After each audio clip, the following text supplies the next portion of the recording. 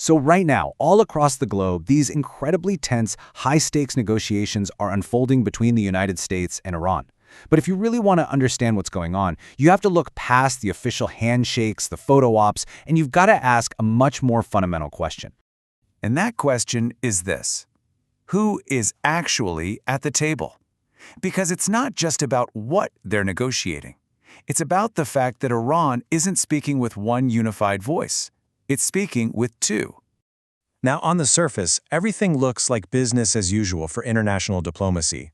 You see these high-level talks happening in neutral cities like Muscat, Rome, and most recently Islamabad. You've got countries like Pakistan, Oman, and Turkey all stepping up, acting as mediators, really trying to bridge this enormous gap between two old adversaries.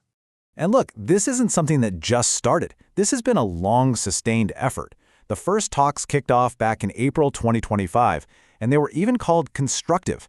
By early 2026, the conversation had shifted to the nuclear program and sanctions. And now, we're in the middle of these absolutely critical ceasefire negotiations in Pakistan. So it really looks like progress is being made, but the reality is so much more complicated. So let's start peeling back the layers here.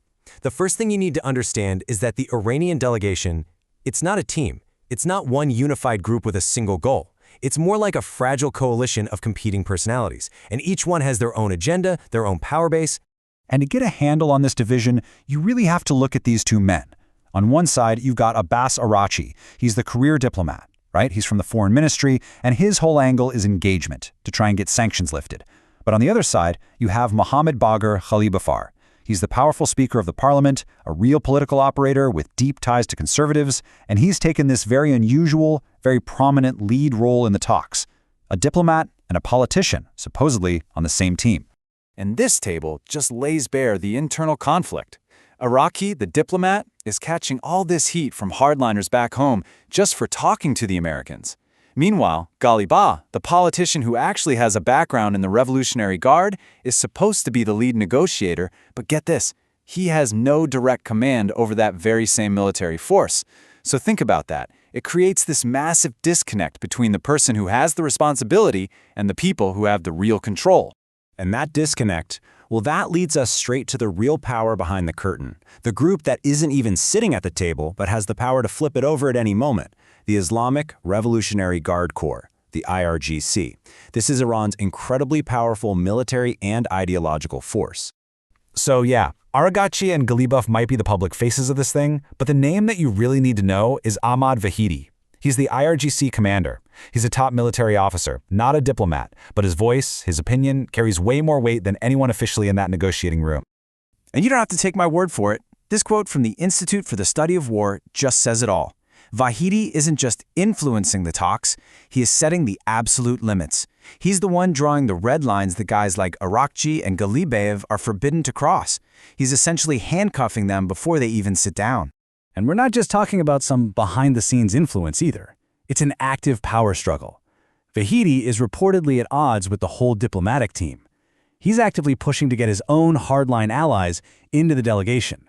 People who the diplomats are resisting because, frankly, they just don't have the experience. This whole thing is an internal fight for control, and it's playing out in real time. Now, this internal division, this power struggle, it isn't just some abstract political drama. It has deadly, real-world consequences. Because while one part of Iran's government is talking about peace, another part is busy perfecting a brand new weapon of war. And that weapon is the First-Person View Drone, or FPV drone. The easiest way to think about it is like one of those super-fast, remote-controlled racing drones, except it's armed with explosives. The operator wears a pair of goggles that gives them a live video feed straight from the drone's camera. This lets them pilot it with insane precision to hit one specific person or a single vehicle. But here is the technological twist that makes this a complete game changer. Some of these drones are connected to their operator by a thin fiber optic cable. Now, why does that matter? It means they don't use radio signals to fly. And if there are no radio signals to disrupt, you literally can't jam them with standard electronic defenses. They're practically unstoppable. And the IRGC has this down to a science. They have a pipeline. They provide this advanced unjammable drone technology and the know-how to their proxy militias in places like Iraq. Then, those proxies use the drones to carry out these incredibly sophisticated ambush attacks, just like the one that recently targeted U.S. Embassy staff near the Baghdad airport. So, let's go back to Mohammad Bagar Kalibov for a second, the lead political negotiator. As he's arriving for these talks, he says this, expressing this deep skepticism, basically saying that every time they've negotiated with the U.S. in the past, it's just been failure and broken promises. Okay, so at the exact same time he's saying that, what's happening on the ground? Well, Iraqi authorities arrest an IRGC officer for directing those exact same FPV drone attacks near the Baghdad airport. I mean, you can't make this up. One voice is talking about broken promises, while the other is actively launching attacks. So, just for a moment, put yourself in the shoes of an American diplomat. You're sitting there, across the table, trying to hammer out some kind of lasting peace. But who are you actually making a deal with? Who in that room can you possibly trust? And this right here is the heart of the problem. You've got a fragmented delegation that has no clear authority. The politicians at the table can't actually control their own military. The military, the IRGC, is just doing its own thing, actively undermining the whole diplomatic effort. And the one person who could maybe step in and settle this, the supreme leader, has been completely silent, just absent from the process. All these mixed signals make it nearly impossible to figure out if any agreement you make will actually be honored.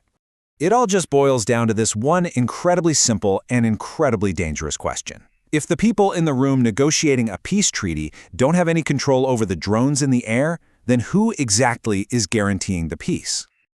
And that leaves us with the ultimate challenge for diplomats today. The problem isn't just about finding common ground or arguing over the terms of a deal. It's about a much bigger, much harder question. How can you possibly build a stable, lasting peace with a power that speaks and acts with two completely different voices?